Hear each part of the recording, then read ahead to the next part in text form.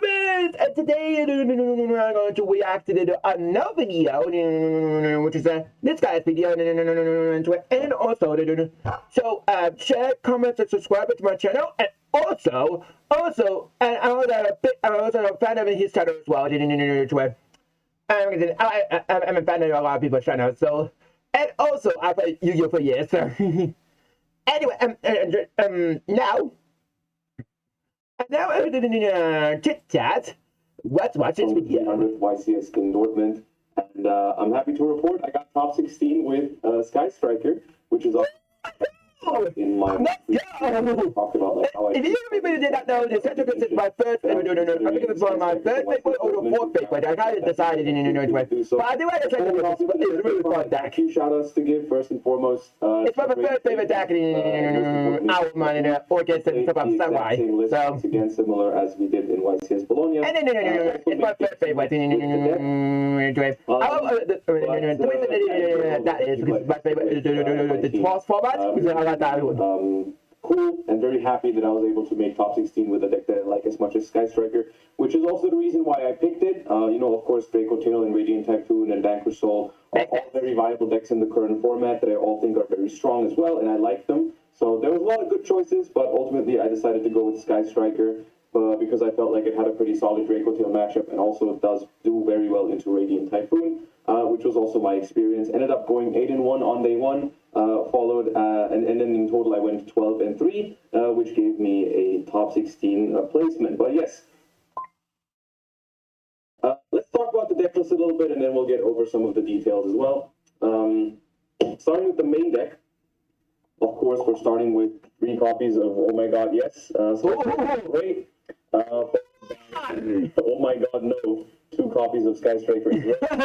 Spoilers, this list does have Pot of Desires, which is ultimately the reason why a second Rose is in here, because a single copy of Rose, if you only play one with Pot of Desires, because I was about it maybe for Blind deck as well, for the I do side out one copy of Rose a lot, but for the main deck, I decided to play with 2 just to have a little bit of safety. Worst things, it can still be a starter. It's better than having no play. True. Realistically, you never want to draw this card if you have any of it. It's by far the worst out of your starter, so you would prefer not to never draw it. But with Desires, maybe you want to draw these ones, really. But yeah,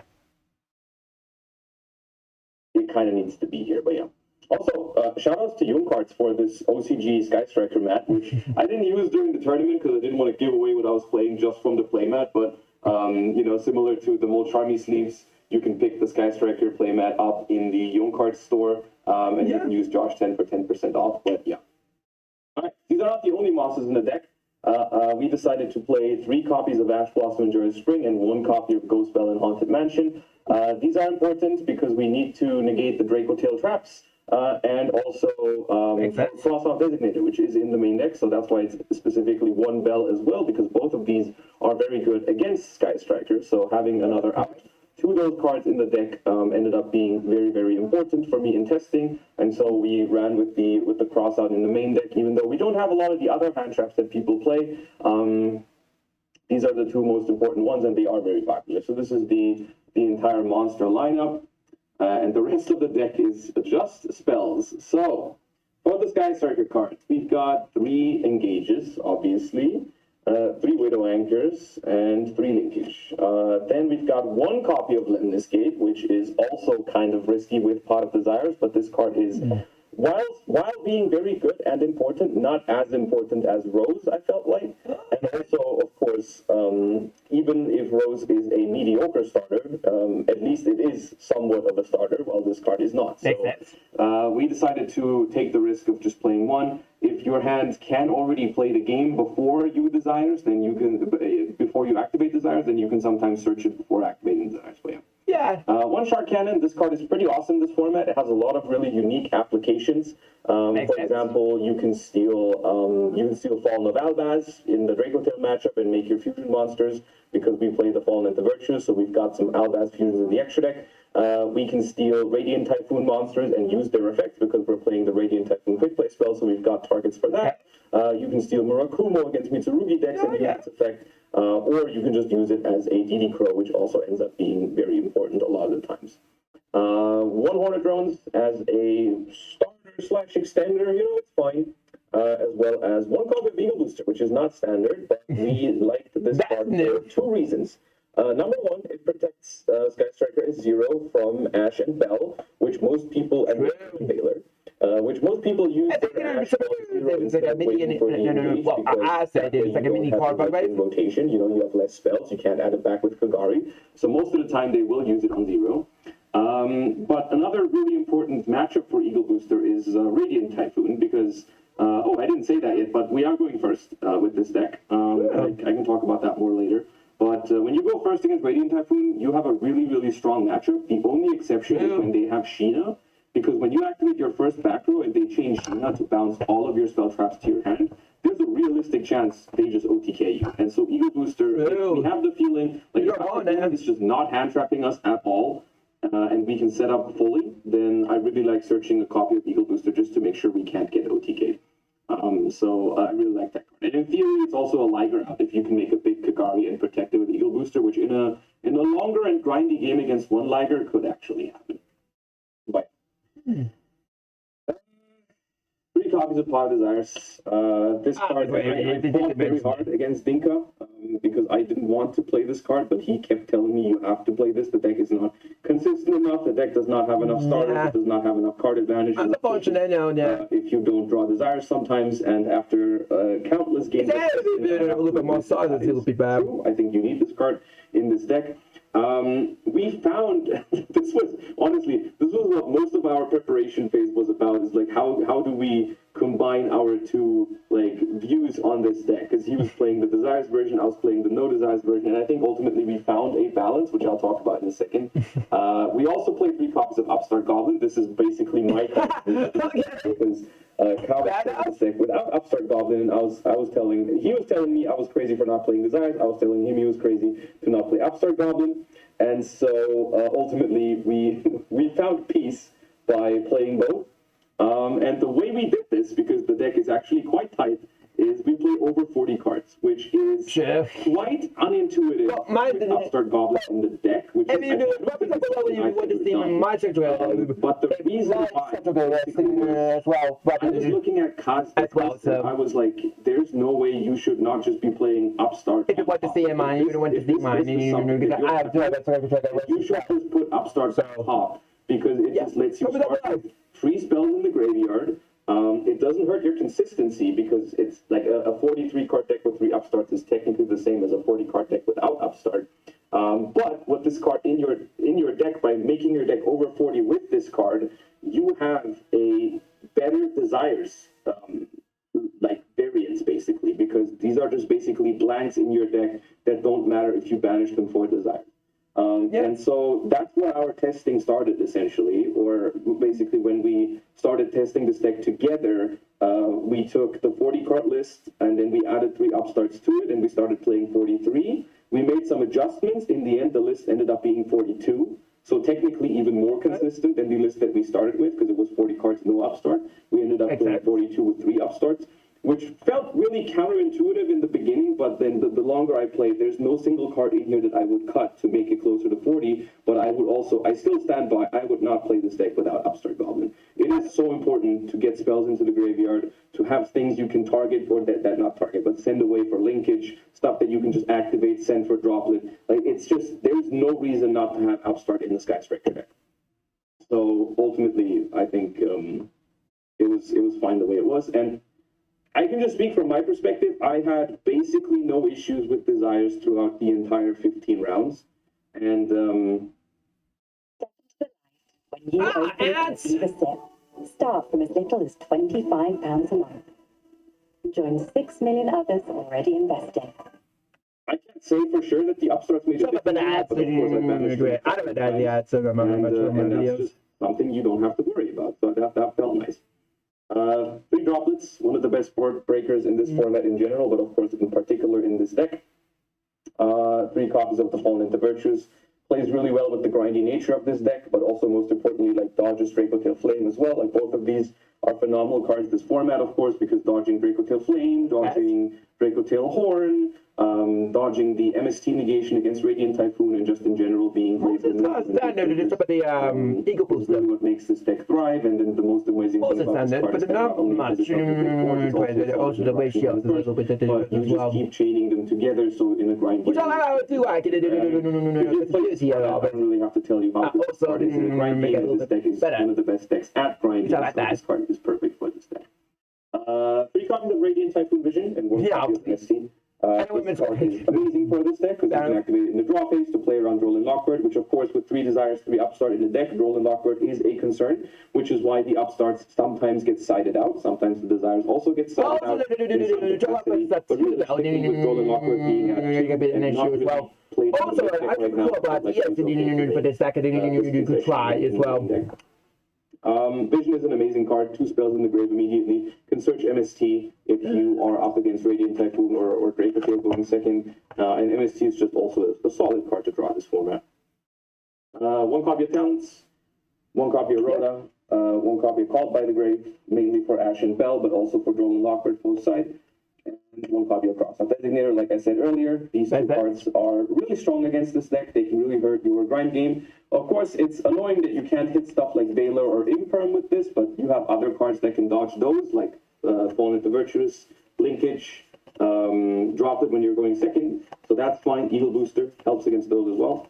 And I've cross-outed all kinds of stuff throughout the tournament. I've cross-outed Radiant Typhoon Vision, which won me a game against Radiant Typhoon. You can cross out the Fallen into Virtues, which is in a lot of decks. You can cross out Called by the Grave, Talents, even MST technically when you're going up against Radiant Typhoon. But most importantly, it's here for Action Bell. So, and I felt like that was worth it. Like the risk is basically you draw a cross out and it's dead because they don't have those cards in your hand. But realistically, if you're playing the game and they don't have Ash and Bell in their hand, then it's completely fine to have a dead cross out in your hand.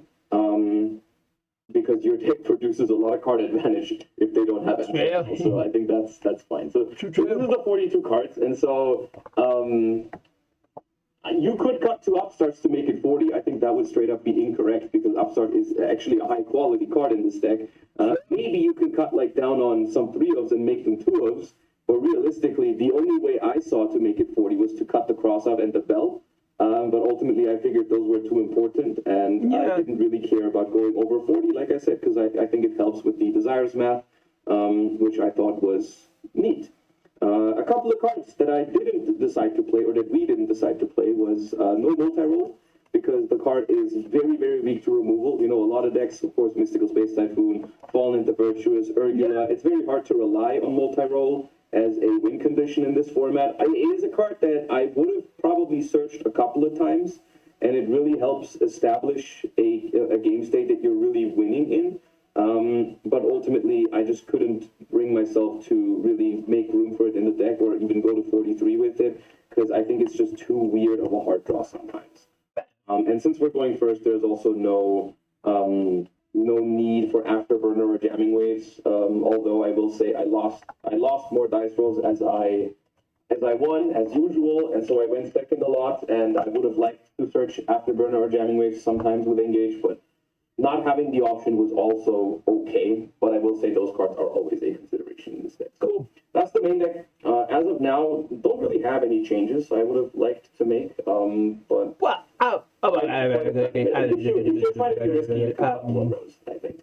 what's the word? The yes to it. 3 zeros and 3 Kabaris. Technically, if you are playing double Lemniscate, I think you can get away with 2 of these. But with only 1 Lemniscate, if it ever comes to the graveyard effect, then it gets banished. And so having 3 of each, I think, is a good safety net. Although they don't come up that often, the 3rd copy each, but it's good to have. 1 Hayate and 1 Shizuku. No Kaina. Sometimes I miss Kaina just as another thing to linkage into, or another name to put into the graveyard for more Lemniscate bounces. Realistically, though, I don't think it's necessary, but it would have come up a couple of times if I had it. Zeke and Azalea, absolutely mandatory. Bad up. Pension gives me the tools, content, and services to help me feel confident about my pension. Removal, this is technically the better removal of the two. However, this one can be made with any attribute and also with opponent's monsters that are not Sky Strikers, as long as the other monster is a Sky Striker ace. So this is really important for linking off stuff you steal with Widow Anchor, which is one of the biggest downsides of not having Camellia in the TCG, is you can't just link off like two random monsters that you take with two Widow Anchors and get back into a Sky Striker name, which is something that this can technically do with the Allied and Dark. Yeah, you're right. Both of these really, really essential. SP Little Knight, which comes up a decent amount. This is another thing that you can link into when you take something with Widow Anchor. It's not always possible because linkage locks you into Sky Strikers, but in all the cases where you play without activating linkage, this card comes up a ton. And one way to go summoning SP Little Knight in the extra monster zone and getting it back into Sky Strikers is also summon it, get the removal effect, and then make one of these two, only with that one next to it, and then you're back into Sky Strikers in the EMZ. So that's it for the links. We have a copy of Albion for the Fallen Adventures, followed by a copy of The Dragon That Devoured the Dogwood. A lot of people have been asking me why I play this card. The reason is that I want to be able to chain all three Fallen into Virtues together, right? So the first one typically sends Albion. Albion then sets, let's say I'm going second, right? I'm going second, I activate the Fallen into Virtues, I send Albion. Then in the end phase, I get another copy of Fallen, I set it from the Albion. On my opponent's turn, I use this, sending Dogma to get the pop. And then in my opponent's end phase, it doesn't matter that this isn't Albion, because I'm just adding this to my hand. That's fine. Next turn, it's my turn. I can now use it from my hand, sending the Ecclesia Synchro for another pop. And then I can use the Ecclesia Synchro in the grave to shuffle one of these two back and get another removal effect. So this way, in a grind game, you can very efficiently use all three copies of the Fallen into Virtues, unless one gets banished. That's fine, I guess. The other reason why it's this one is because technically, if you Shark Cannon a Fallen of Albaz against Draco Tail, you can make it. And that it didn't come up in the YCS, but it did come up in testing. That's huge sometimes, if you can just basically simply shoot their monsters utilizing Shark Cannon. So I would always like to play the split of 1 and 1. But you could also play Alba Lenitus instead, which doesn't search the Fallen into Virtues, but can be a pretty neat card against the Draco Tail matchup as well, because you could contact fuse their board, either because they leave Albaz on the board, or because you Shark Cannon the Albaz, and then you just contact fuse, which is neat. But yeah, the Ecclesia is absolutely mandatory, because it's great to be able to turn a copy of Fallen into Virtues into a double removal, basically, on a follow-up turn. Yeah. And then the last card is Typhon. Comes up a decent amount of similar thing to SP. Are not locked by linkage, but since we are playing very few hand traps and mostly are planning to use the hand traps on our own turn, we will not be preventing our opponent from summoning from the extra deck. So the Typhon is almost always an option, and sometimes it comes up, sometimes you still lose those games, but a lot of the times it's actually a very clutch, like last-ditch effort removal thingy that clears the board, and then you try to prevent the follow-up. Makes sense. So that's the extra deck. For that one, I've got no changes. Unless you go up to 2 Lemnis Gate in the main deck, and I think you can cut a 0 and or a Kagari for more utility. Alright, side deck. The only other hand trap I'm siding, or we were siding, is Droll and Lockbird. No Charmies, because I think even though we are going first in game 1, and we expect everyone to go first against us after siding. Is that right? What everyone's doing, or was doing at the YCS. No one's I hate drawing cards so it's fine. when I'm breaking a board. Like, this deck draws a lot of cards on its own turn when it's playing into it. You know, a whole lot of strategy in this deck going second surrounds, like, start playing breakers into the board, then activate engages and draw cards. If you draw Charmies in those situations, it's really, really bad. So you would think, like, oh, draw your board breakers into Charmies. That sounds great. Which, if it happens in that order, yes, that's awesome. But because you draw so many cards, usually it happens in the other order. Usually you activate spells and then draw Charmies, which is bad. Droll and Lockbird is also not a great top deck in those situations, but Droll and Lockbird is one of the few things that we could think of that would actually stop some of our really, really bad matchups. Like, let's say, Spell Canceller, like in K9 situations, right? Like, that's the obvious matchup for Sky Striker. So, wanted to have Droll for this. But also, a key difference between Droll and Molcharmies is we can side it going first into stuff like Radiant Typhoon. Once again, if you draw Sheena, Radiant Typhoon can be a scary matchup. So having Droll in your hand going first as a safety net is really nice against it, and also means that we have Droll in the deck for crossout, which is neat when we're going first. So a lot of things that Droll does better than Charmies for this deck in particular. Didn't play that many matchups where I wanted to side Droll, and when I sided it, I didn't open it. So can't really say much about it, but there's a couple of games where I wish I had it, I guess.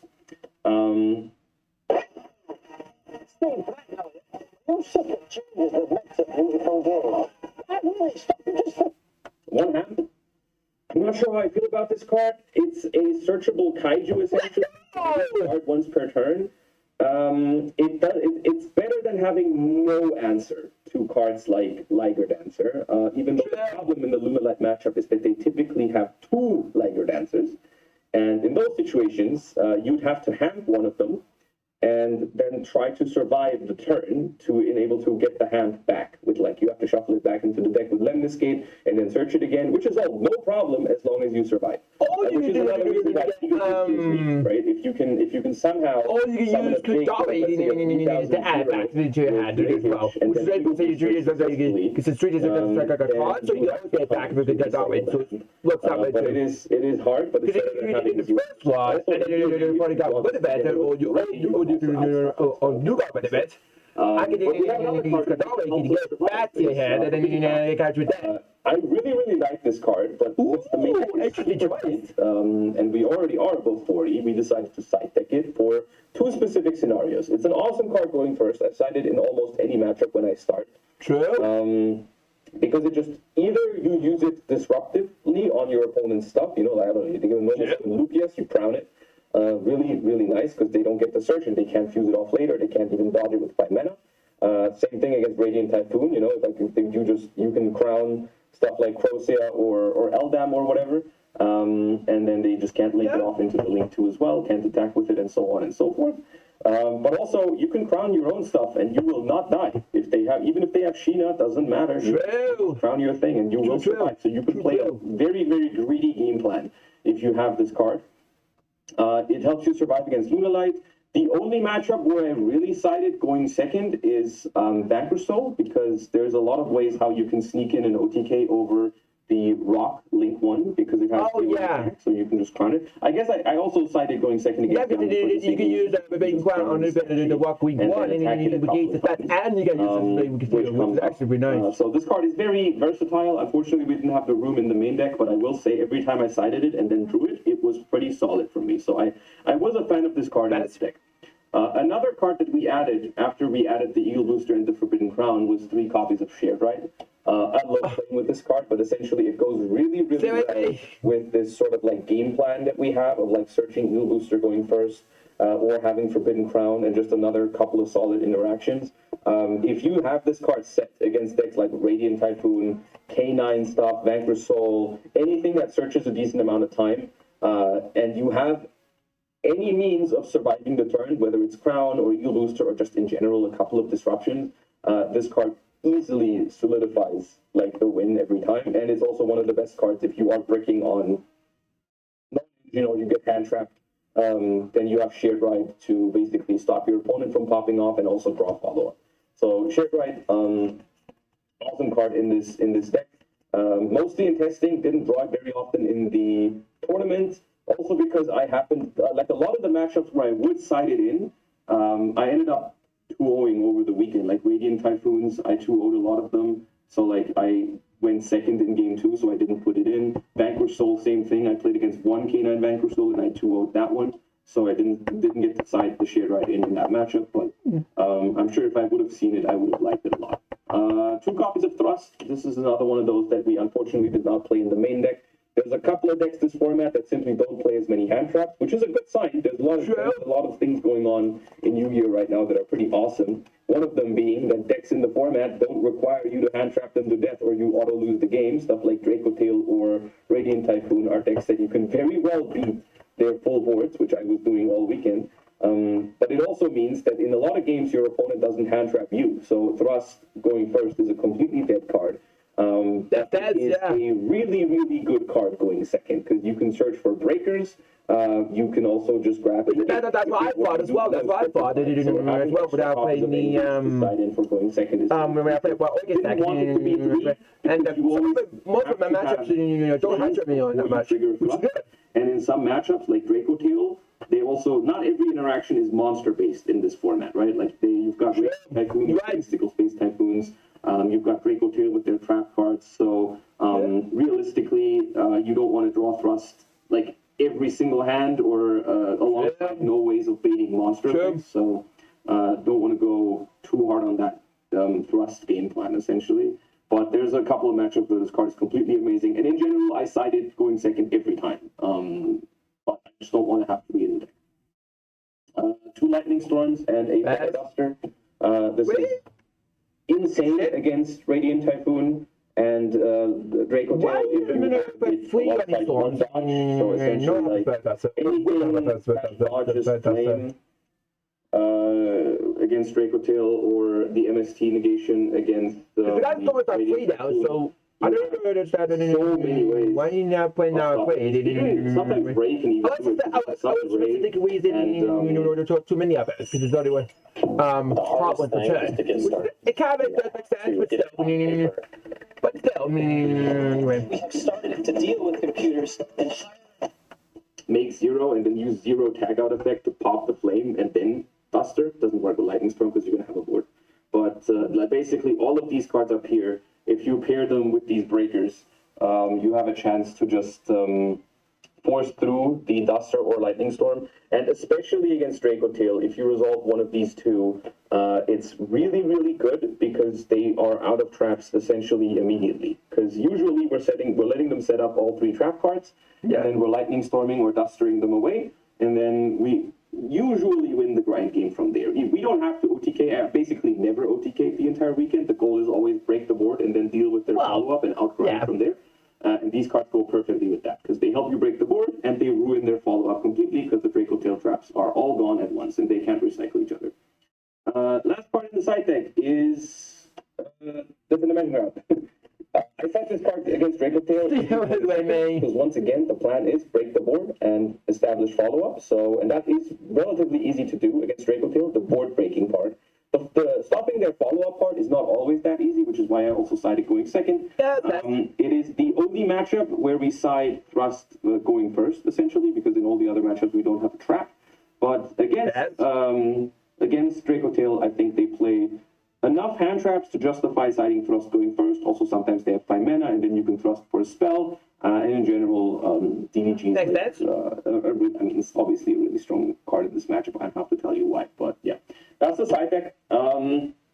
I think this deck was a solid meta call, judging on the matchups that I faced, which was also the reason why I played it. I think it has a solid Draco Tail matchup, has a really strong Radiant Typhoon matchup. I think it plays decently well into Vanquish Soul as well. But just to mention, it also does have some mediocre matchups in this format. Most importantly, when you are, this is also the reason why we're going first, there's a couple of matchups when you go second against them, you will lose most of the time. For example, K9 Crystron, if they summon Spell Canceller, it's really tough.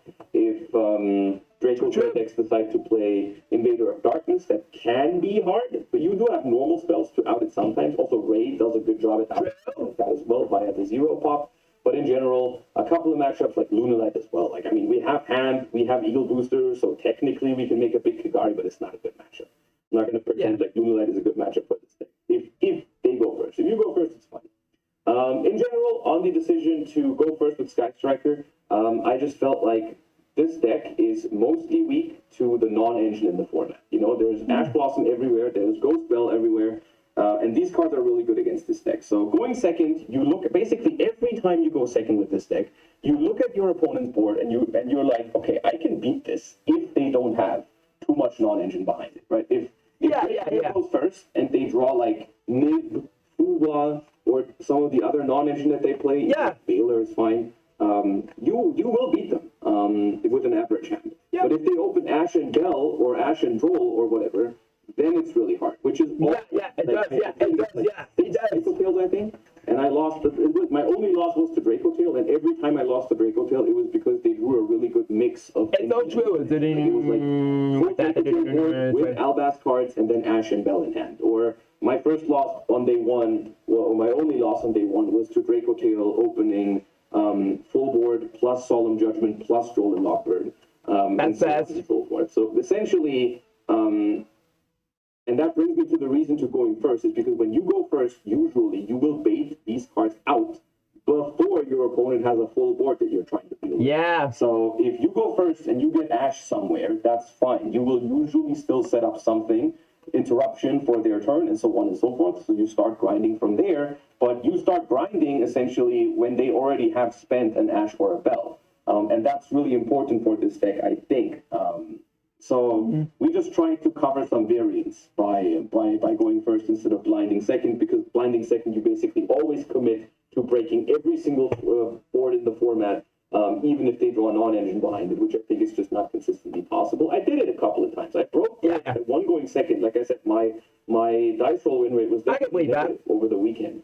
And I was happy I played this deck, because this deck is one of the better decks at going second in the format. True. It's not that good at going first, at going second, that I want to do it on purpose every single game. Yeah, exactly. Yeah. I'd rather go first, set up disruptions, and bait out some of the hand traps already. But Makes sense. that was my experience with Sky Striker. I hope it was insightful. Feel free to ask more questions down below. Once again, huge shout out to my team, Raiden Trade, but also most importantly, Dinka Bui for preparing the deck with me and also playing the same list and also getting to day 2. Hope you enjoyed the deck profile. Really happy to perform with one of my favorite decks and one of the basically underdog decks in the format right now. Had a lot of fun this event in general. It's not just this deck, but the format right now feels awesome. You know, Draco Tail, Radiant Typhoon, Vanquish Soul, a lot of decks that I really vibe with are doing well right now. Really nice to see that. Hope everyone had a great time playing or watching the 300th YCS. Make sure to like, comment, and subscribe. Most importantly, we are getting very close to 100K subscribers, so do me that favor if you aren't subscribed yet. Feel free to do so. Without further ado, thank you all so much for watching. I'll see you next time, duelists. Bye-bye. So, I want to say a couple of things as well in this video. Nice video, and also they watch your channel as well. And also, hopefully you like, comment, and subscribe to my channel as well. Also, I have a couple ideas for his deck specifically. You could play the Southbound. There's a specific reason you could play Southbound in this. What is it? You go first or second? Remember this video, when you get hand dropped, or draw up, but it actually hurts him. So you can use Southbound, call draw up, and then you can use draw up, and you can free combo off, and then also when you go in second, you can use Southbound against the Moonlight Future Monster one. You could add it to this battle because this is basically only affects the player, not actual card itself. So take what's speaking, you can use that and against the Moonlight monster, then you kind of use the effects, and then you can freely do your combo going, get the kaiju, and then you catch it away as well. Also, you can use Kadari. I don't know but you can use Kadari. Get the kaiju back to your hand, and then you catch it again as well, which is actually really good at the end as well. Also, for a funny attack twice, you could play in the deck. It's limited removal. It's funny because the most of the extra deck is all machines, so you can actually play limited removal, and then you can say, okay, yeah, man. I want to add those to the deck as well. Mention it for the video. And so, like, comment, and subscribe to my channel. Enjoy the rest of your day. And also, this is Yu-Gi-Oh! Sign up today. Bye!